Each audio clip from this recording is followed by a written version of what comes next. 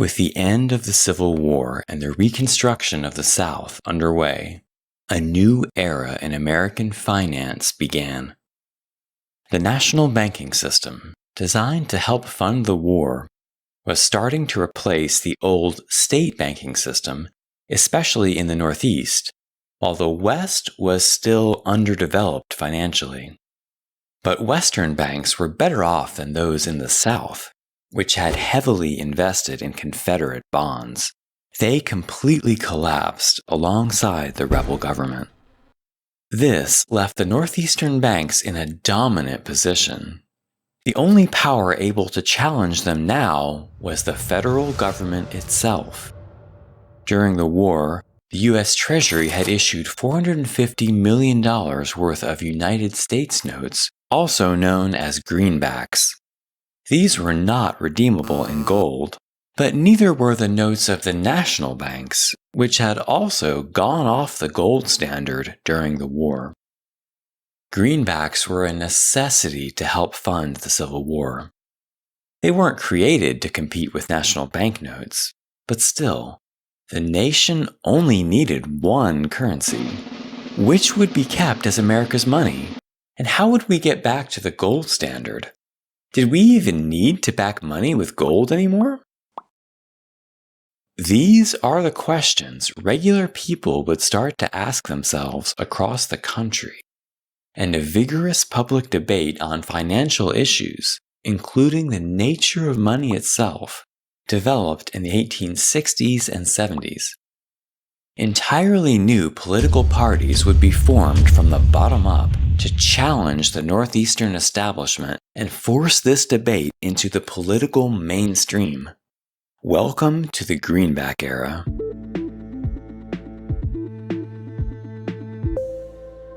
The Civil War ended in a wave of inflation with two new currencies being formed.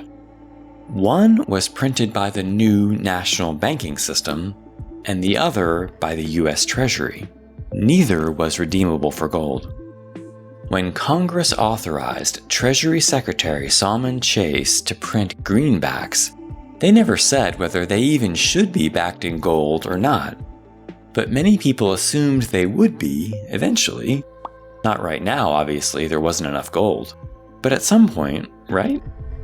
The reason why there wasn't enough gold, and why we couldn't get back on the gold standard yet, was that the Civil War was incredibly expensive.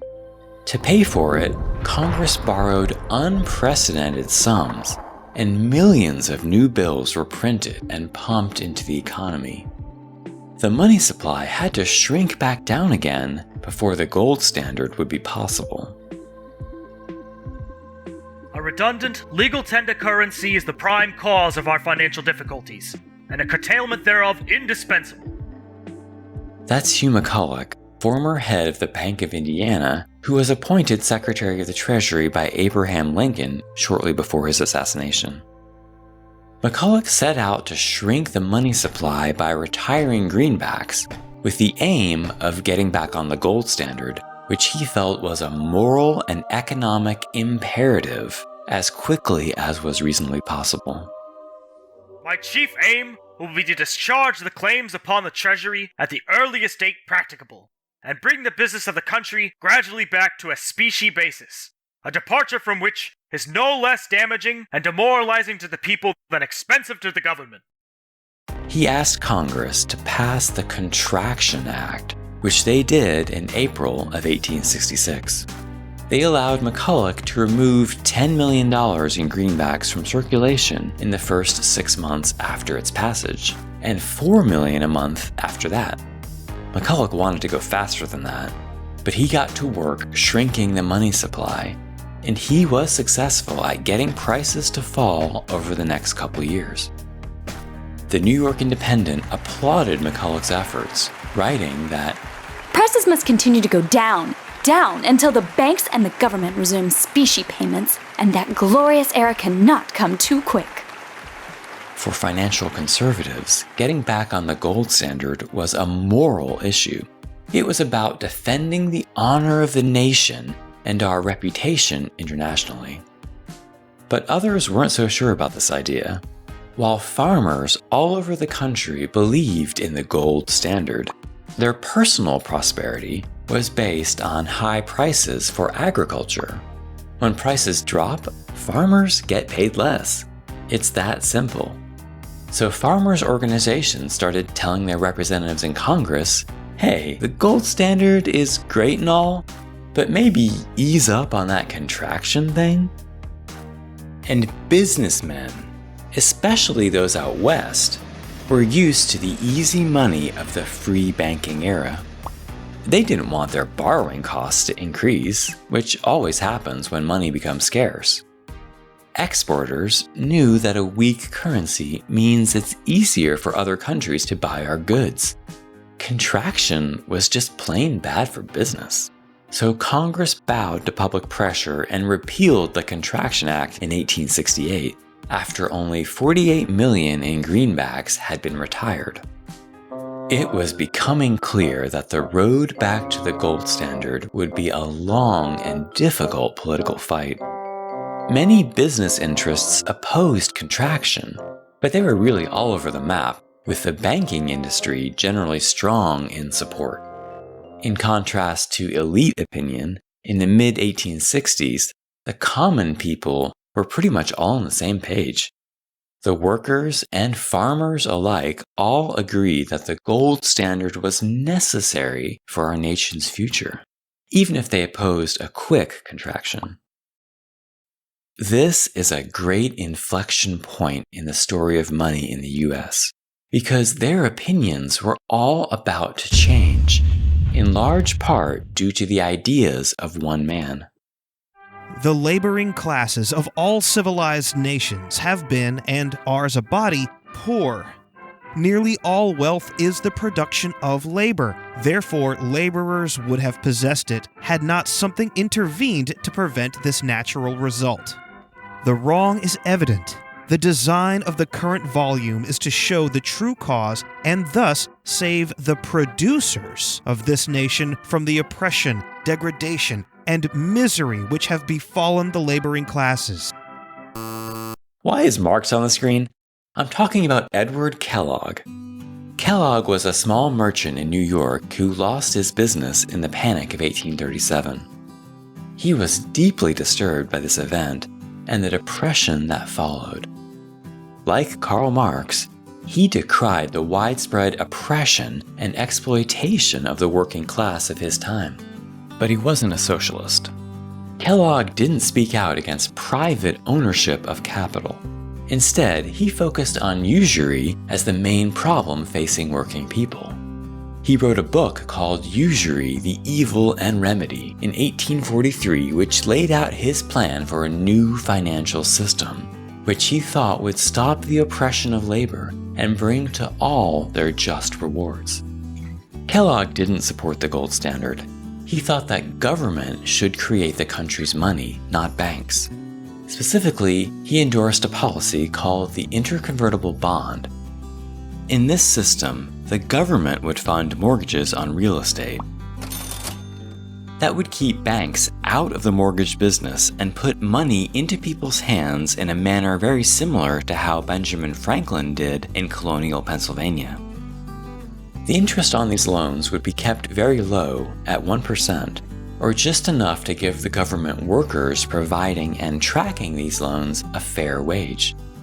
The notes would be convertible into government bonds, so people would be guaranteed to get at least 1% interest on their savings, putting a floor on the interest rate. Although Kellogg wouldn't live to see it, these beliefs became popular among workers throughout the country after his book was updated and reprinted by his daughter, Mary Kellogg Putnam, in 1861. These ideas would spread like wildfire among the working class. They got a big boost in 1866 when William Sylvis, a strong believer in Kellogg's ideas, helped found a national labor union by bringing together a broad coalition of union representatives under one banner. Sylvis popularized Kellogg's plan with union members, and he even put support for greenbacks in the NLU's Declaration of Principles at their third annual meeting. We come now to the greatest question before the American people. A question of the very first importance to every producer in the land. A question in which is involved the freedom or slavery of every working man in America. A question that must destroy the power of a monster, moneyed aristocracy, or bind the whole labor of the nation, white and black, in fetters to gold. That question is one of finances. The workers had made the switch to supporting soft money. But that doesn't mean they abandoned the equal rights tradition of the hard money locofocos who came before them. Remember the workers who gave President Van Buren a hard time in episode 7? Their tradition lives on in the members of the NLU. They still disliked banks and other large, powerful corporations, and they were still striving to maintain a world of small, independent producers living in a democratic nation. They saw economic freedom as inherently tied to political freedom. They thought a country where most people depended on large corporations for a wage was not democratic. They saw the financial question as key in the fight against corporate power and consolidation, which was their main goal. In her book, Goldbugs and Greenbacks, the Anti-Monopoly Tradition, historian Gretchen Ritter groups the Greenbackers and the Populists together in the same tradition as the Jeffersonians and Jacksonians who came before them, despite their disagreement on whether money should be soft or hard. They may have come to opposite answers on the financial question, but that's because they were responding to the bankers who had switched their policy from inflation to deflation after the Civil War. The times, they were a-changin', and calls for soft money and greenbacks were growing stronger among the working class, while the business interests also started to change their tune. They slowly began to line up behind the banks and wealthy creditors in support of the gold standard. People were polarizing on opposite ends of this issue, and both sides started to see this fight not just as a question of which currency to use, but as a battle for the soul of our nation and the future of our democracy. Workers, your dearest rights are being stolen by the power of gold. We piled up a mountain of debt, astride of which sit thousands of New England bondholders, and we have got to bend our backs to the load while they crack the whip over us, the poor white trash of the West. Nonsense. Greenbackism is a base denunciation of our sacred honor. The Greenbackers are demagogues who would disgrace us in the eyes of all Christendom. Inflation means the repudiation of all debts, the utter destruction of credit, and a long lapse toward barbarism. Okay. Even if they were a bit bombastic at times, the Greenbackers were right to point out how the national banking system skewed financial advantage in favor of the Northeast, siphoning in money from the rest of the country. By 1874, the South had over a quarter of the nation's population, but just 1/10 of its currency. And while the West wasn't quite as bad off, interest rates there were still much higher than they were in the Northeast. But New England conservatives were also right to stress that the rest of the world saw gold and gold alone as the currency of global trade. In 1867, Paris had held the first international monetary conference in world history. Delegates to that conference agreed to recommend that their home countries adopt a monometallic gold standard worldwide. Britain was the first major power to adopt the gold standard. And when the newly unified country of Germany also adopted the standard in 1871, that was it. Gold was in, and silver was on the way out. So the threat to America's reputation, if they announced to the world that they were no longer even trying to get back on the gold standard, was real. Back in the US, the austerity sparked by Secretary McCulloch's retirement of $48 million worth of greenbacks would ease after he left the Treasury in 1869. Congress wanted to get back on the gold standard, but they didn't want to wreck the economy in the process. so they'd waffle on this issue for years. Neither party really knew how they wanted to handle it. Republicans and Democrats both had soft and hard money wings of their party, which were each important constituencies.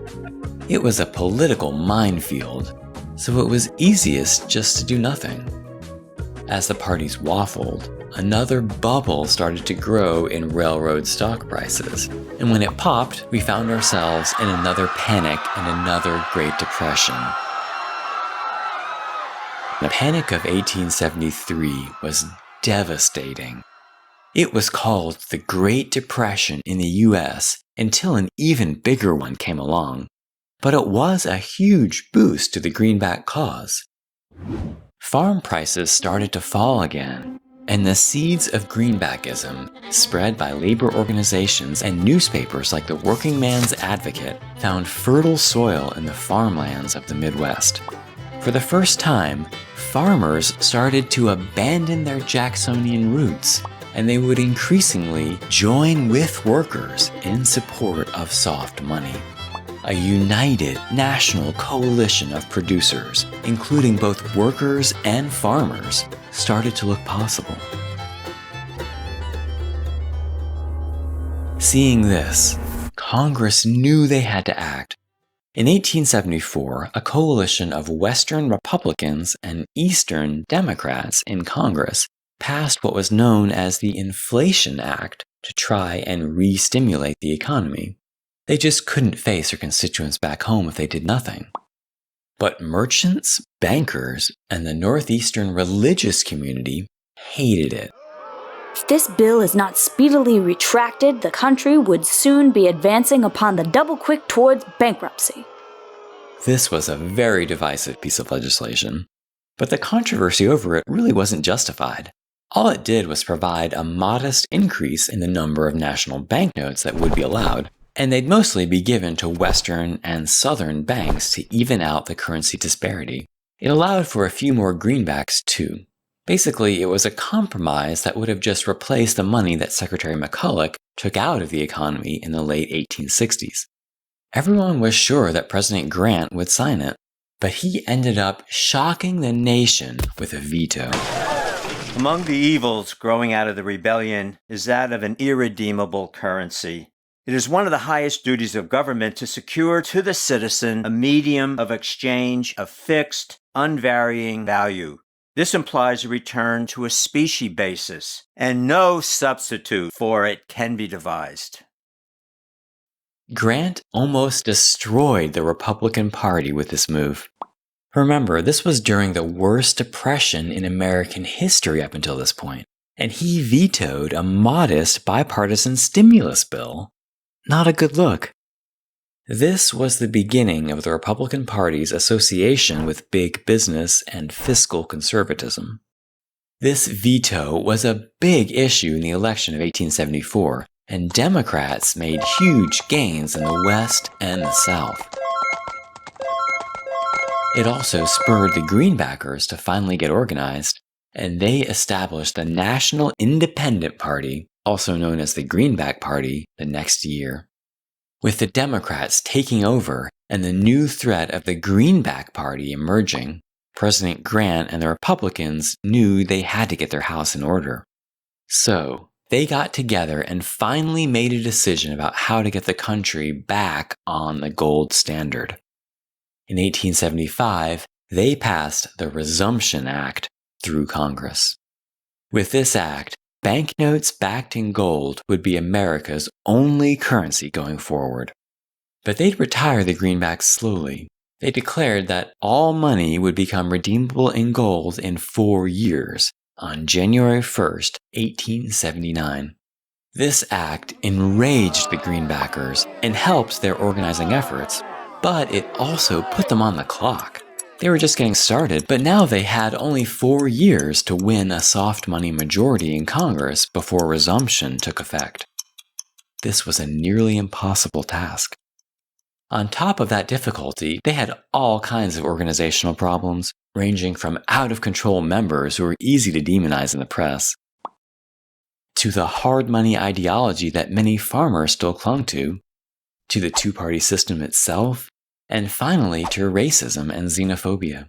They had dreams of a united, diverse coalition of producers, but it was very tough for this group of primarily white, Protestant Midwesterners to form an alliance with Catholic immigrants in the Northeast or black farmers in the South. And it didn't help that the conservative press constantly insulted and belittled Greenbackers, even those who worked within the Democratic Party, as irresponsible, disloyal, and even worse, as communists. Can the commune devise a more effective means for redistribution of wealth than depreciated legal tender units?